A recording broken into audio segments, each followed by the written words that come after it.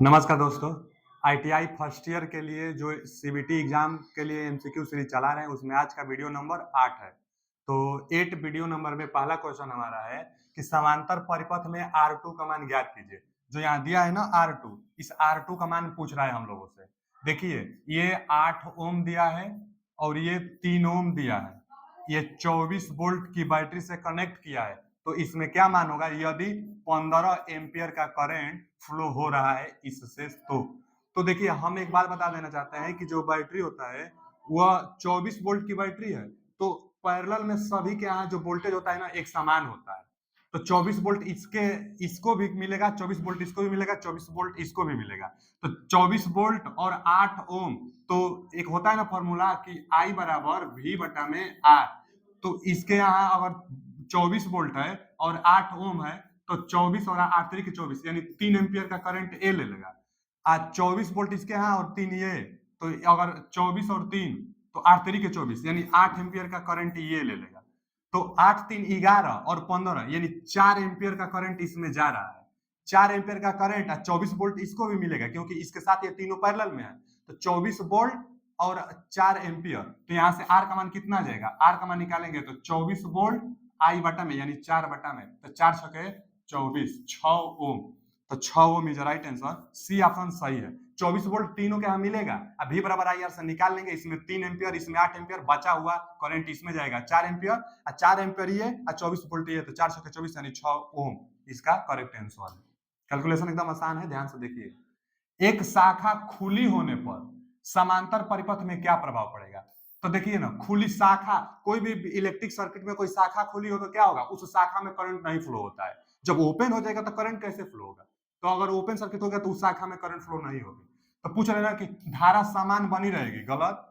पूरा परिपथ कार्य नहीं करेगा, नहीं, पूरा परिपथ थोड़े, समांतर में है तो जो परिपथ बंद लूप बना लेगा वो तो कार्य करेगा। जो परिपथ ओपन हो गया है वह परिपथ काम नहीं करेगा, मतलब उसमें धारा नहीं फ्लो होगी। तो बी ऑप्शन भी गलत है। बोल रहा है कि उस शाखा में धारा नहीं बहेगी, तो ठीक है, सी ऑप्शन करेक्ट आंसर है। उस शाखा में केवल धारा नहीं फ्लो होगी जो शाखा ओपन सर्किट है। आते हैं अगले क्वेश्चन की तरफ। प्रतिरोधकता, रेजिस्टिविटी का क्या इकाई है, चाहे मात्रक है? तो देखिए ना, रेजिस्टिविटी क्या है? एक फॉर्मूला हम लोग जानते हैं ना, आर बराबर रो यल बटा में ए। तो इसी को रेजिस्टिविटी कहते हैं, प्रतिरोधकता कहते हैं। तो इसका मात्रक क्या होता है? रेजिस्टिविटी का मात्रक क्या होता है? तो निकाल लीजिए। इसका ओम होता है, रेजिस्टिविटी का निकालना है, इसका मीटर होता है, एरिया का मीटर स्क्वायर होता है। 1 मीटर से 1 मीटर कट जाएगा तो 1 मीटर बचा, मीटर का गुणा कर देंगे तो रेजिस्टिविटी का मात्रक क्या आ गया? Ohm meter. तो ohm meter, C option correct answer. Resistivity का मात्रक ओम मीटर होता है। अगले क्वेश्चन की तरफ आते हैं, जो आज का हमारा अगला क्वेश्चन है कि सर्किट ब्रेकर में आर्क समन सुरक्षा, माने जो सर्किट ब्रेकर होती है ना, सर्किट ब्रेकर में क्या होता है? जो सर्किट ब्रेकर होता है, सर्किट ब्रेकर में 2 पॉइंट होता है। कौन कौन 2 पॉइंट होता है? तो देख लीजिए, एक फिक्स कॉइल होता है, एक मूविंग कॉइल होता है। जैसे हमारे पास सर्किट ब्रेकर है और सर्किट ब्रेकर में 2 कॉइलें होती है, एक को कहते हैं मूविंग कॉइल, एक को कहते हैं फिक्स्ड कॉइल। अब क्या होता है ना, ये सर्किट ब्रेकर, जैसे करंट ये सर्किट ब्रेकर में लगा रहता है, करंट आएगी चली जाएगी। तो एक मूविंग कॉइल, एक फिक्स कॉइल, एक फिक्स रहेगा, एक मूविंग रहेगा। क्या होगा ना कि ये थोड़ा, जब सर्किट ब्रेकर अप्लाई करते हैं तो थोड़ा ओपन हो जाता है। जब ये ओपन हो जाएगा तो 2 अलग अलग ब्रेकों में हो जाएगा। यहाँ आ जाएगा मूविंग कॉइल, यहाँ आ जाएगा फिक्स्ड कॉइल, तो बीच में आर्क बन जाएगी, कुछ गैप आर्क लग जाएगा। तो इस आर्क समझ, मतलब आर्क को बुझाने के लिए किसका प्रयोग करते हैं? तो आर्क को बुझाने के लिए ना वायरिस्टर का प्रयोग करते हैं। ध्यान रखिएगा कि आर्क समन में, सर्किट ब्रेकर में आर्क समन में किसका प्रयोग करते हैं? आर्क लग जाएगी तो किसका प्रयोग करते हैं? तो वायरिस्टर का। तो वायरिस्टर का प्रयोग करते हैं। आते हैं अगले क्वेश्चन की तरफ।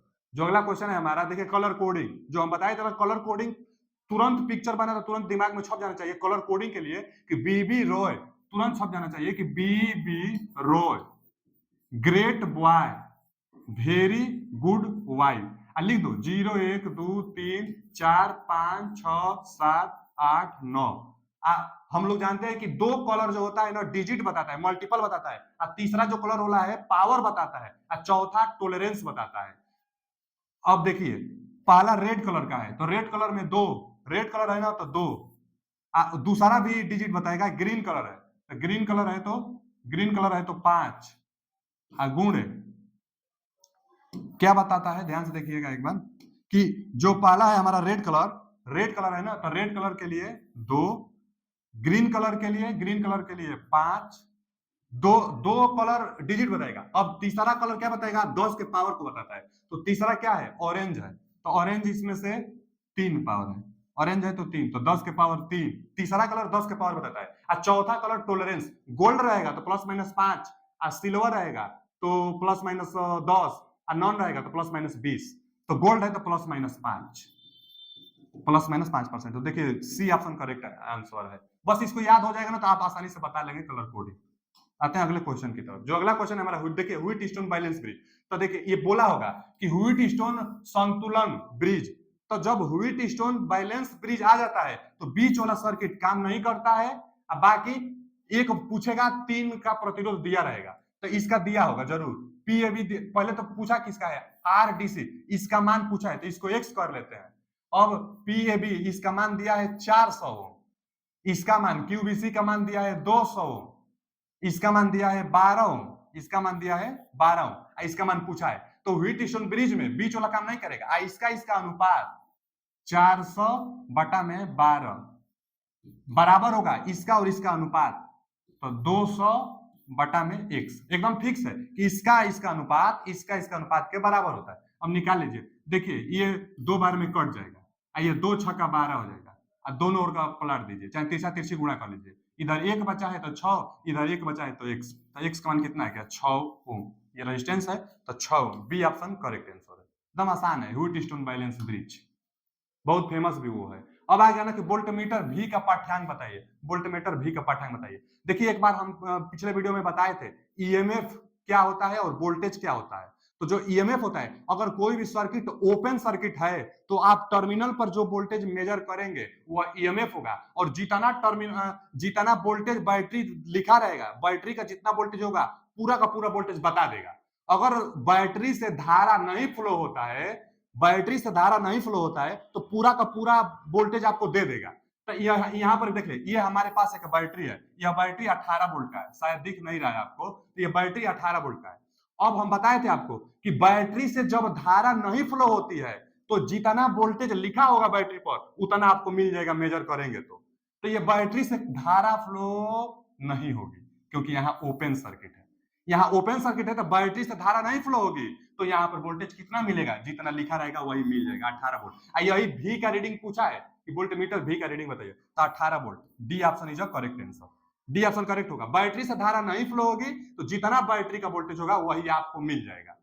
आते हैं अगले क्वेश्चन की तरफ। जो अगला क्वेश्चन है हमारा कि श्रेणी परिपथ, सीरीज परिपथ में परिपथ का क्या उपयोग है, oh which the application of the series circuit. Series circuit का क्या एप्लीकेशन है, अभी विकल्प के अनुसार पकड़ में आ जाएगी कि वोल्टमीटर संयोजन में, नहीं, वोल्टमीटर हमेशा पैरेलल में लगाई जाती है, गलत। घरों में प्रकाशीय व्यवस्था के लिए नहीं, जो घरों में लाइटनिंग व्यवस्था की जाती है ना, जो लाइट की व्यवस्था की जाती है तो वह लाइट पैरेलल में ही लगाई जाती है, क्योंकि वोल्टेज समान मिले। तो घरों में लाइट पैरेलल में, ये भी पैरेलल में। शंट रजिस्टर इन एमीटर, तो एमीटर में भी शंट रजिस्टर पैरेलल में लगाया जाता है। अब यही बच गया तो सही होगा, पढ़ लिया जाए। Multiplier register voltmeter, D option सही है।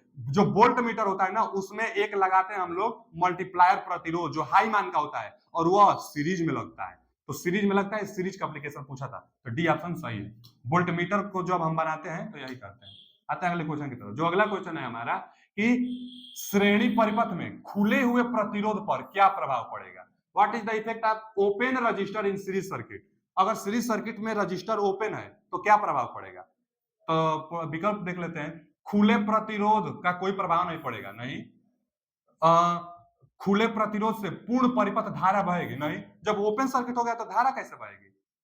आगे, खुले प्रतिरोध के दोनों ओर कुल वोल्टेज दिखेगा। हाँ, ये तो हो ही सकता है, हम अभी पीछे बताए थे कि यदि किसी सीरीज सर्किट में ओपन हो गया है, तो ओपन जब सर्किट हो गया है तो जो वोल्टेज आपको मिलेगा ना, वहां पे जो बैटरी का वोल्टेज है वही सारा मिल जाएगा। तो वही तो पूछ रहा है ना कि खुले प्रतिरोध के दोनों ओर का कुल वोल्टेज दिखेगा। सही है, दोनों ओर का जो आपूर्ति वोल्टेज है, जो बैटरी का वोल्टेज है वही ना दिखेगा। जब सर्किट ओपन हो गया तो जो बैटरी का वोल्टेज है वो पूरा आपको दिख जाएगा। हम तो पिछला जो क्वेश्चन था सर्किट वाला, उसमें तो हम बताए थे सर्किट जब ओपन हो गई थी तो पूरा वोल्टेज मिल गया था। तो वही तो है कि खुले प्रतिरोध के दोनों ओर का कुल वोल्टेज दिखेगा। सही है, C option is correct answer.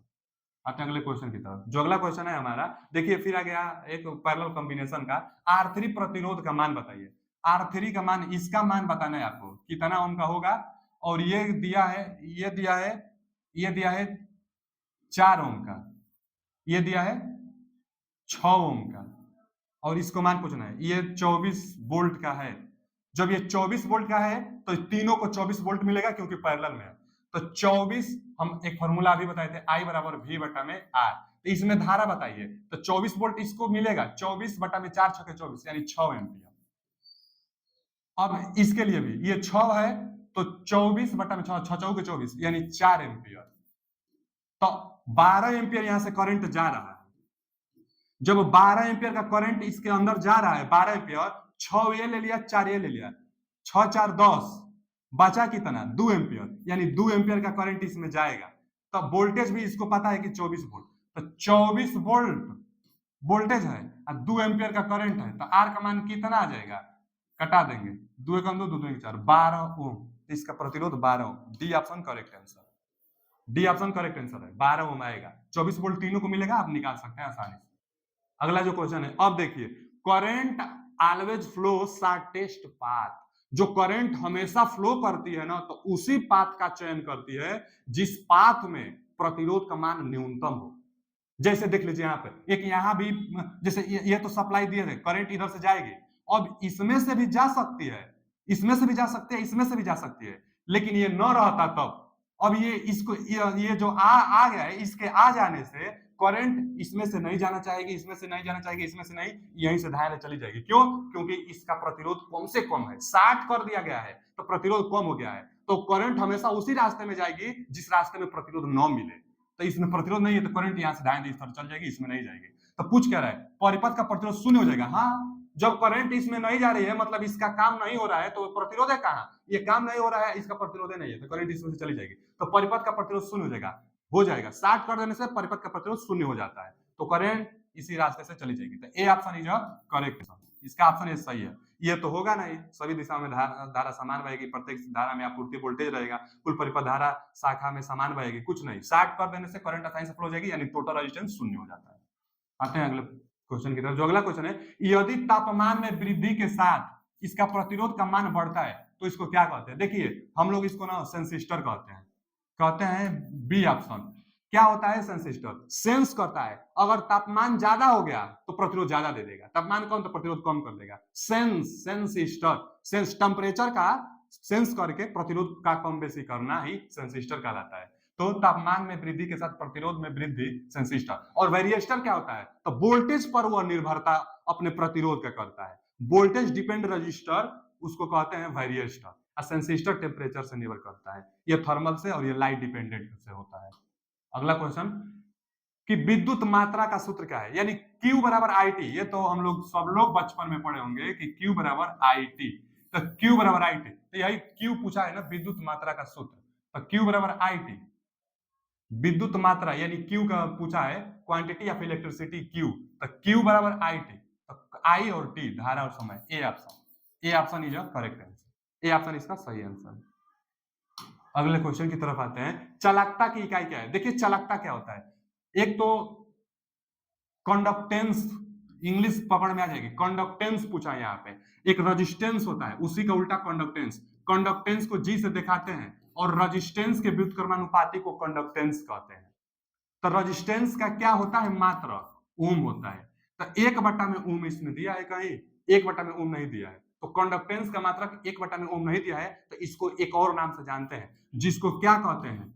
महो या आर लिख दे रहे हैं, महो या सीमेंज कहते हैं, जिसको यस से दिखाते हैं। तो सीमेंज भी दिया है, इसमें सीमेंज नहीं दिया है, महो दिया है, इसलिए A option is correct answer. तो कंडक्टेंस दिया है, ध्यान देखिएगा, कंडक्टेंस को जी से दिखाते हैं, रेजिस्टेंस का व्युत्क्रमानुपाती होता है, और 1 में ओम माने प्रति ओम पढ़ते हैं, प्रति ओम इसका मतलब, लेकिन प्रति ओम नहीं दिया है, तो इसी को महो या तो सीमेंस कहते हैं। तो सीमेंज भी नहीं दिया है और महो दिया है, तो महो मार देंगे। आते हैं अगले क्वेश्चन की तरफ। जो अगला क्वेश्चन है कि ओम प्रति डिग्री सेंटीग्रेड माने प्रति अंशी में प्रतिरोध में परिवर्तन को कौन सा परिभाषित करता है? तो एक लोग हम लोग कई बार पढ़ते होंगे कि टेम्परेचर कोफिशिएंट, डी ऑप्शन। क्या है, टेम्परेचर कोफिशिएंट को अल्फा से डिनोट करते हैं और जो इसका यूनिट होता है प्रति अंशी होता है। तो यही पूछा है ना कि ओम प्रति अंशी, इसके लिए फॉर्मूला भी आता है जैसे यहाँ से कि आर जो होता है फॉर्मूला आर टी बराबर R naught 1 plus alpha into delta T, alpha into delta T.